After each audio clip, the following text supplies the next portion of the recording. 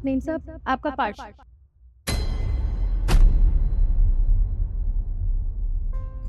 तो यहाँ तो यहाँ कैसे? मम्मी, मैं बस पार्सल देने आई थी आपका। मुझे नहीं पता था कि ये आपका घर है। मुझे तेरे हाथों से कुछ भी नहीं चाहिए, निकल यहाँ से। पर मम्मी, आप मुझे एक बात बताइए, आप यहाँ क्या कर रही है? आप तो गांव में रहती थी ना, फिर यहाँ पे? यहाँ पे मैं क्या कर रही हूँ? तेरे गांव में रहने लायक छोड़ा तूने हमें। अरे तूने भाग के शादी की थी और हमें कहीं मुंह दिखाने के लायक नहीं छोड़ा, इसलिए हम लोगों को मजबूरी में वो गांव छोड़ना पड़ा, क्योंकि तेरे पापा का बाहर निकलना दूभर हो गया था। लोग तरह तरह की बातें बनाते थे हमारे बारे में, इसलिए हम यहाँ पर हैं। पर तू यहाँ क्या कर रही है? पर ये काम क्यों कर रही है?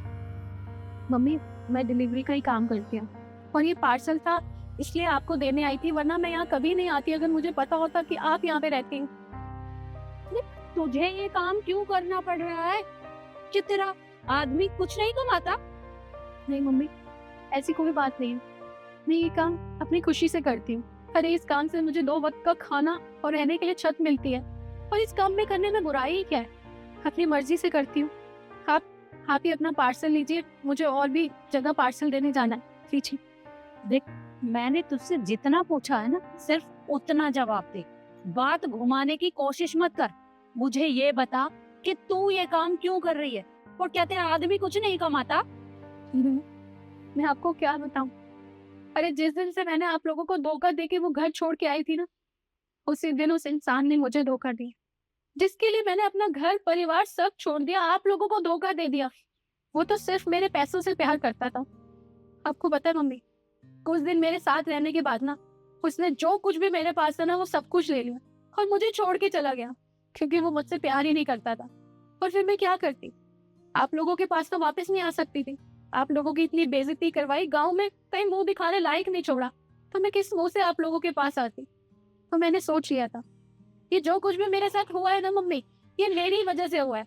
अरे मैंने ही तो जिद की थी, मैंने ही तो प्यार किया था, और सजा तो मुझे मिलनी बनती है ना।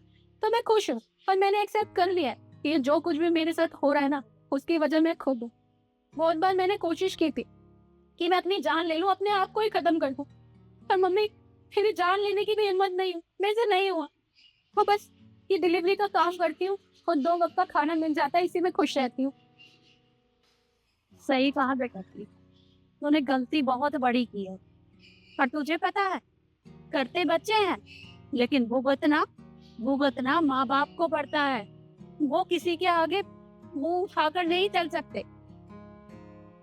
पर कितना कुछ हुआ, कम से कम तुझे हमें तो बताना चाहिए था। मम्मी, मैं किस मुंह से बताती? अरे आप लोगों को इतना हर्ट किया, आप लोगों को कहीं मुंह दिखाने लायक नहीं छोड़ा, मैं किस मुंह से आती आपके पास कि मेरे साथ ये सब कुछ हुआ? नहीं मम्मी, मैं नहीं आती, और मैं अभी भी जा रही हूँ। बस ऐसे कि तो आप मुझे माफ कर देना। मैं जानती हूँ मेरी गलती माफी की लायक नहीं है, पर फिर भी मुझे माफ कर देना। देख बेटा, तेरी ये सब हालत है, मुझे बिल्कुल भी अच्छा नहीं लग रहा।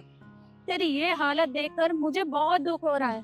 मानती हूँ कि तूने बहुत बड़ी गलती की थी, तेरी गलती माफी के लायक नहीं है, पर क्या करूं, माँ हूं ना, अपने बच्चों को ऐसे दुख में नहीं देख सकती। तुझे ये काम करने की जरूरत नहीं है। आज से तू हमारे साथ रहेगी, हमारे घर में। अंदर आ। नहीं मम्मी, मैं आप लोगों के साथ कैसे रह सकती हूँ? अगर भाई और पापा को पता चलेगा तो वो और ज्यादा नाराज हो जाएंगे। अरे वो तो मेरी शक्ल तक देखना पसंद नहीं करते होंगे। नहीं मम्मी, मैं जैसे भी हूँ ना, मैं बहुत खुश हूँ। आप बस अपना ख्याल रखती हो। देख बेटा, मुझे पता है कि तूने बहुत बड़ी गलती की है, और आज तेरी गलती की वजह से हम लोग यहाँ रह रहे हैं। लेकिन जो हुआ सो हुआ। अरे तेरे भैया को और तेरे पापा को अगर पता चलेगा कि तेरी ये हालत है, तो उन्हें भी दुख पहुंचेगा। अरे उनका गुस्सा जायज है, क्योंकि तूने गलती बहुत बड़ी की है, लेकिन उनकी नाराजगी ज्यादा दिन तक नहीं रहेगी। वो दोनों तुझे माफ कर देंगे। बस आज के बाद तू ये काम बिल्कुल नहीं करेगी। तू हमारे साथ रहेगी, हमारे घर में।